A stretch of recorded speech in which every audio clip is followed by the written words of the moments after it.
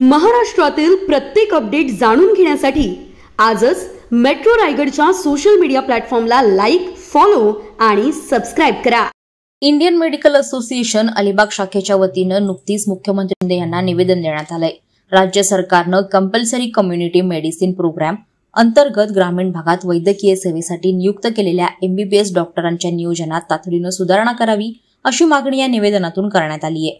निवेदनात म्हटलंय की नॅशनल मेडिकल काउन्सिल व राज्य वैद्यकीय परिषदेच्या नियमानुसार एमबीबीएस शिक्षण पूर्ण केल्यानंतर विद्यार्थ्यांना अनिवार्य इंटर्नशिप करावी लागते। मात्र ग्रामीण सेवेसाठी 2 वर्षांची नियुक्ती ही अव्यवहार्य ठरत असून यामुळे वैद्यकीय विद्यार्थ्यांवर आर्थिक, सामाजिक आणि व्यावसायिक ताण वाढतोय।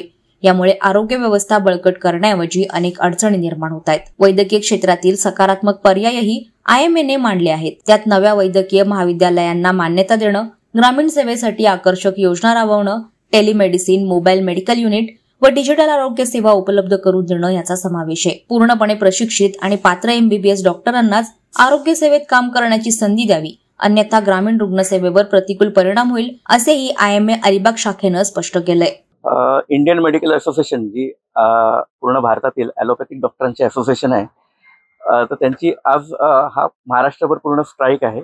मेन त्याचं कारण हे आहे की महाराष्ट्र गव्हर्नमेंटने एक CCMP नावाचा एक कोर्स चालू केलेला आहे होमिओपॅथिक डॉक्टरांसाठी, आणि त्यांना 1 वर्ष हा कोर्स करून ॲलोपॅथिक प्रॅक्टिस करण्याची त्यांना परवानगी देण्यात आलेली आहे। तसेच त्यांना तो कोर्स केल्यानंतर महाराष्ट्र मेडिकल काउन्सिल जे आहे, जे ॲलोपॅथिक डॉक्टरांची नोंदणीकृत काउन्सिल आहे, जिथे आमची नोंदणी होत असते, रजिस्ट्रेशन होत असतं, तर त्याच्यामध्ये सुद्धा त्यांना समावेश करून घ्यायचं महाराष्ट्र गव्हर्नमेंटने निर्णय घेतलेला आहे। तर ह्या दोन्ही निर्णयाच्या विरुद्ध, म्हणजे CCMP कोर्स आणि त्यांना महाराष्ट्र मेडिकल काउन्सिलमध्ये सामावून घ्यायचा जो निर्णय आहे, ह्या दोन्ही निर्णयाविरुद्ध इंडियन मेडिकल असोसिएशन महाराष्ट्राचे जे डॉक्टर्स आहेत, सगळे ॲलोपॅथिक डॉक्टर्स आहेत, यांनी पूर्ण महाराष्ट्रभर आज काम बंद आंदोलन केलेलं आहे। आज सकाळी 8 पासून उद्या सकाळी 8 पर्यंत आम्ही हे काम बंद आंदोलन करणार आहोत। याच्यामध्ये कुठल्याही रुग्णांची गैरसोय होणार नाही ह्याची आम्ही पूर्ण काळजी घेणार आहोत। इमर्जन्सी पेशंट्स आम्ही बघणार आहोत। आज आम्ही कलेक्टर ऑफिसमध्ये जाऊन कलेक्टरांना देखील हे निवेदन देणार आहोत आणि ह्या निर्णयाविरुद्ध आम्ही शेवटपर्यंत लढा देत राहणार आहोत। सध्या आम्ही आज फक्त हा संप केलेला आहे। लिगली सुद्धा आम्ही बॅटलमध्ये, कोर्टामध्ये सुद्धा आम्ही ह्याच्याविरुद्ध केस फाईल केलेली आहे आणि जिथे आम्ही सर्व ठिकाणी याचा सगळे डॉक्टर्स एकत्र असून आम्ही निषेध करत आहोत।